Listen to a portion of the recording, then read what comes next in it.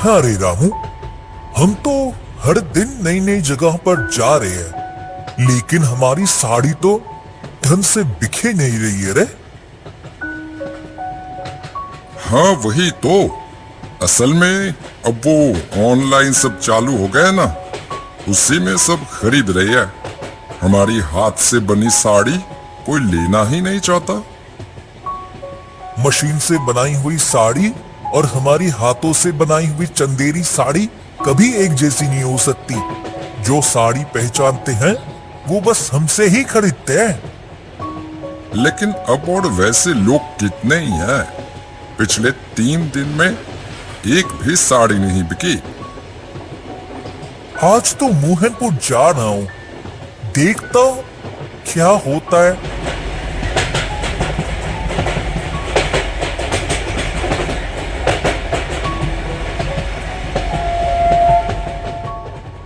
घर में दाल चावल सब खत्म।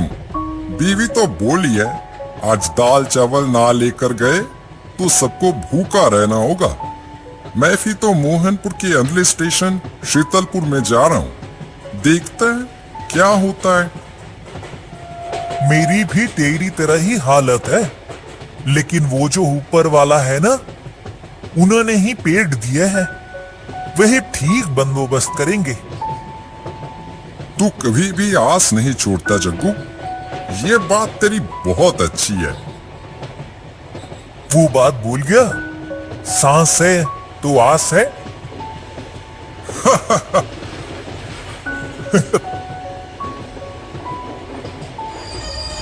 दोनों की बातें चलते चलते ट्रेन मोहनपुर स्टेशन पर आके रुकती है। मोहनपुर आ गया है, मैं उतरता हूँ। ठीक है, शाम 5 बजे के करीब मैं मोहनपुर स्टेशन चला आऊंगा, फिर एक साथ लौटेंगे। हाँ, तू भी संभल कर जाना। जग्गू ट्रेन से उतर जाता है। रामू को लेकर ट्रेन आगे बढ़ जाती है अपनी मंजिल की तरफ। अपने थैले में भरी साड़ी लेकर स्टेशन के बाहर आ जाता है जग्गू। यही वो और उस जैसे जो घूम घूम कर साड़ी बेचते हैं, उनका हर दिन का नियम है नई नई जगहों पर जाकर साड़ी बेचना। उसकी बहुत इच्छा है एक साड़ी की दुकान खोलेगा, लेकिन उसके लिए बड़ा ऑर्डर चाहिए।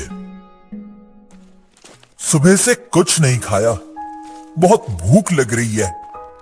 जेब में थोड़े पैसे हैं, वो सामने वाली दुकान से थोड़ा कुछ खा लेता हूं।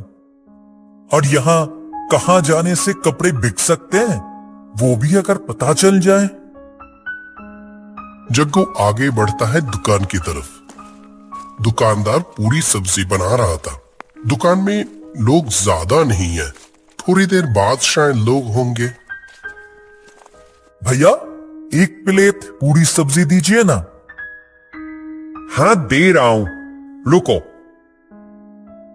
अच्छा भैया, यहाँ चंदेरी साड़ी कैसे बिकती है? दुकानदार जग्गू को एक अजीब सी नजर से देखकर बोलता है, ओ, तो तुम साड़ी बेचने आए हो?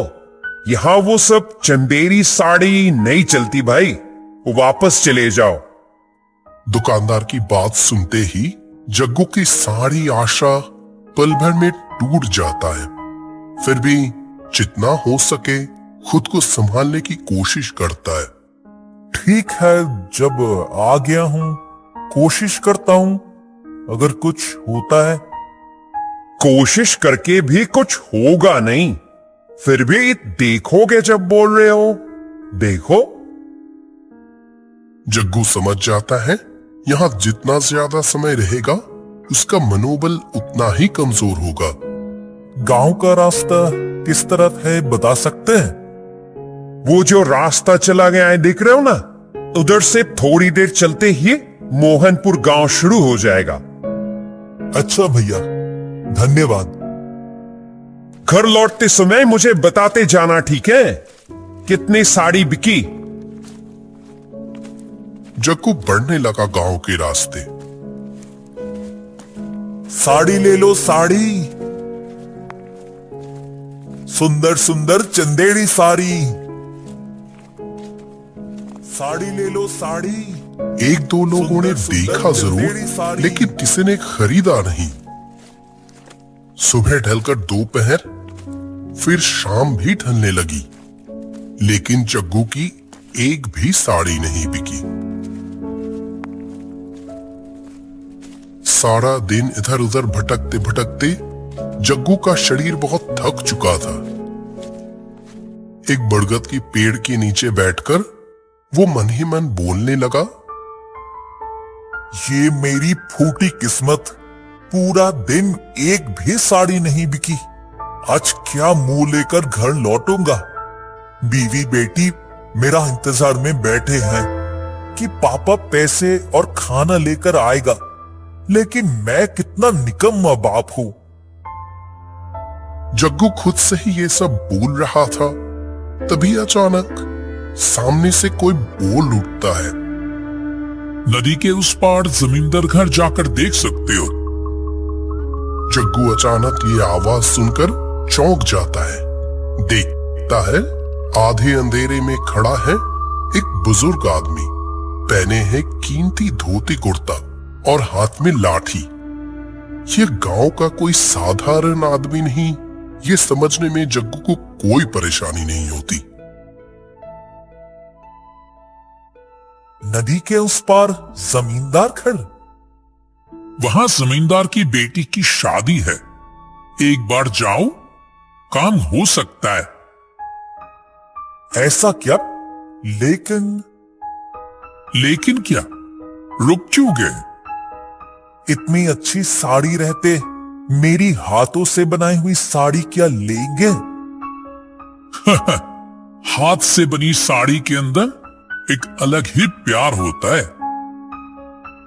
वाह, आप ये बात मानते हैं? ये देखकर बहुत अच्छा लगा। लेकिन आप हैं कौन? मैं तुम्हारा शुभचिंतक, यही सोच लो। बहुत बहुत शुक्रिया आपको। वो पता बता सकेंगे? वो जो रास्ता देख रहे हो, उस रास्ते से थोड़ा चलते ही नदी आएगी एक।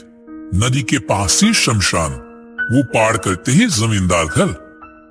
पर वहां जाने से पहले मुझे एक बार स्टेशन जाना होगा।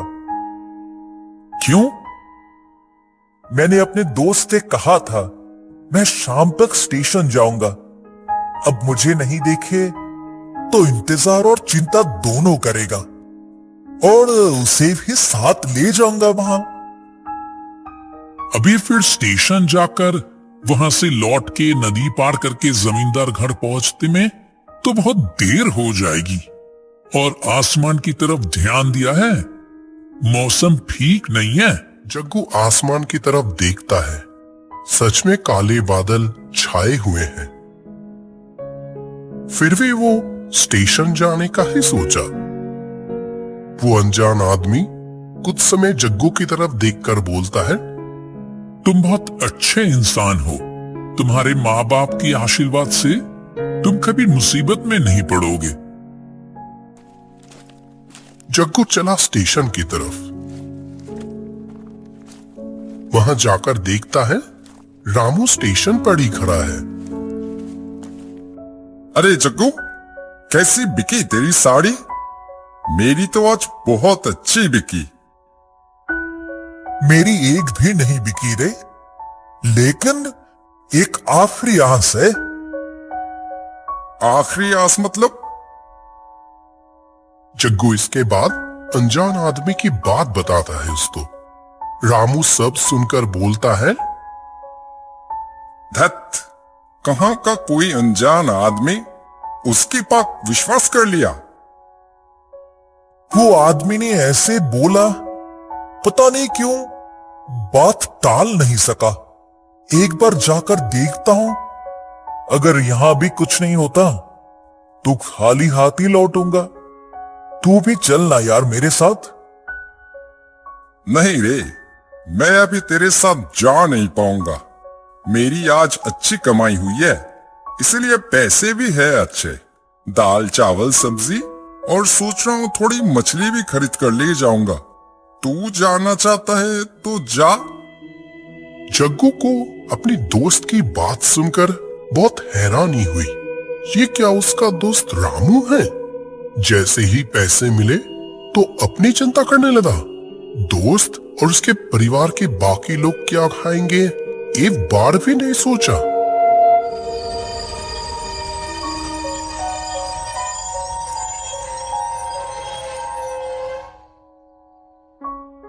ट्रेन आ रही है जग्गू, जाएगा नहीं तो तू? नहीं यार, तू घर जा, मैं एक बार कोशिश करके देखता हूं। जा फिर। ये बोलकर रामू ट्रेन में चढ़ जाता है।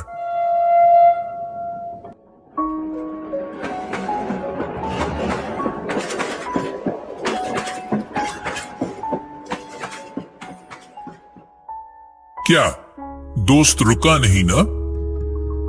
जग्गू देखता है वही धोती कुर्ता पहना हुआ आदमी। सच में हैरान करने वाली बात है, वो आदमी इतनी जल्दी कैसे आया? जरूर जग्गू के साथ ही था वो। और देर ना करके जमींदार के घर जाओ और ये पैसे रख लो। जग्गू दोस्त की बात पर एक और शब्द भी ना बोलकर, पैसे?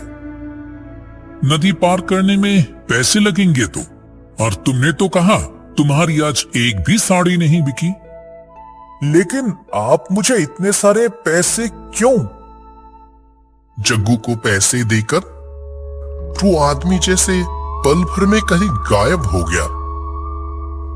नदी के घाट पर जाकर देखता है मांझी नाव लेकर लौटने की तैयारी में है। भैया, मुझे मोहनपुर घाट पर छोड़ देंगे क्या? अब तो बहुत रात हो गई है, उस पार क्या जमींदार घर जाएंगे? हाँ भैया, वहीं जाना है। ठीक समय पे आए हैं, और 5 मिनट देर होती तो हो गया था काम। जग्गू फिर एक बार मन ही मन उस मदद करने वाले आदमी को धन्यवाद देता है। मांझी नाव चलाना शुरू करता है।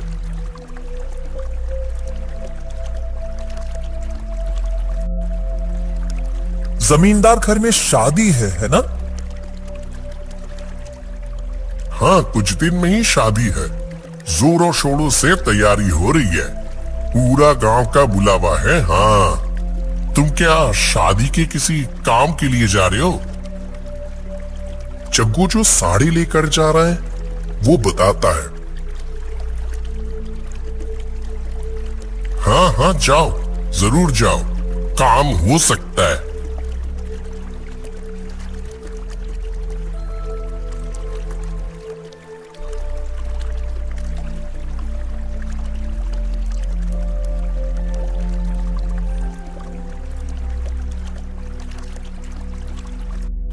ये लो, मोहनपुर के घाट आ गया।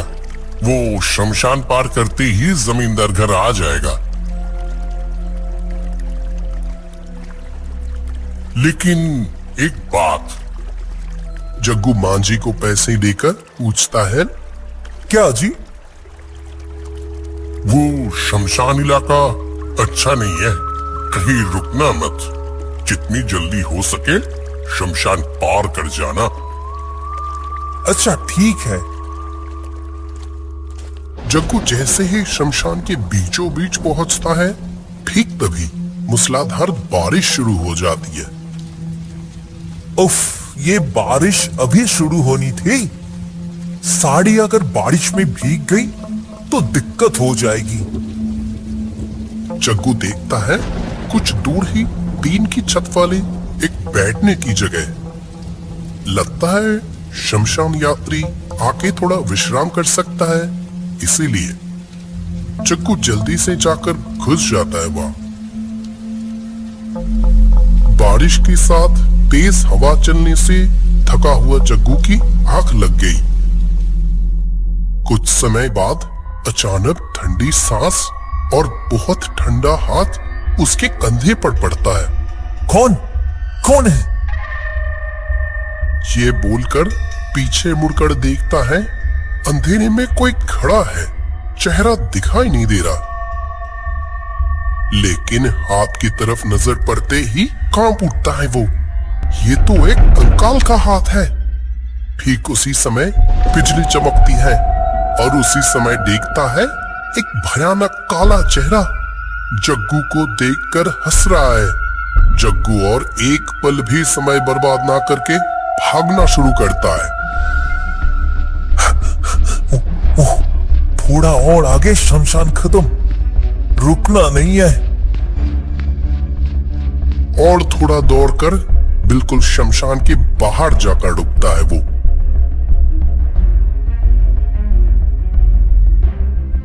उफ, क्या बचाव हुआ। लेकिन मेरा साड़ी का थैला? ये लो तुम्हारा थैला। जग्गू अब सच में हैरान होता है।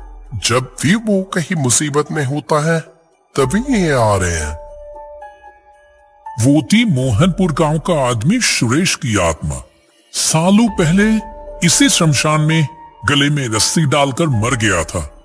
बचाने की कोशिश की थी पर बचा नहीं पाया। उसकी आत्मा आज भी वहीं पर है। रात को किसी को अकेला पाने पर डराता है। आप कौन है बताइए तो? मैं कौन हूं जानना चाहते हो? वो देखो जमींदार का घर, वहां जाओ, आशा करता हूं जान जाओगे। भला हो तुम्हारा। मैं चलता हूं।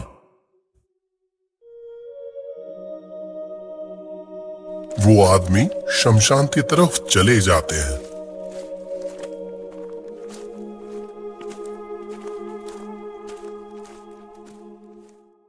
जग्गू जमींदार के घर जाकर साड़ी दिखाता है।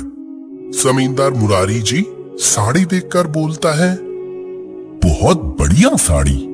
हम ऐसी साड़ी ही तो ढूंढ रहे थे। तुम एक हफ्ते के अंदर ऐसी 100 साड़ी दे पाओगे क्या? ये लो, शुरुआती 5,000 रुपए। जग्गू को कुछ बोलने के लिए शब्द ही नहीं मिल रहा था। इतने पैसे वो जिंदगी में पहले एक साथ कभी नहीं देखा। अचानक दीवार पर उसकी नजर पड़ती है एक तस्वीर। ये तो वही आदमी है जो बार बार उसकी मदद कर रहा था। ये कौन है? ये मेरे परदादा राजेंद्र जी है। बहुत दयालु इंसान थे। इन्होंने जीते जी किसी को कोई मुसीबत में कभी खाली हाथ नहीं लौटाया। जग्गू की दोनों आंखों से आंसू बहने लगी। इन्होंने मरने के बाद भी लोगों का साथ नहीं छोड़ा। इसका सबसे बड़ा प्रमाण तो वो खुद है।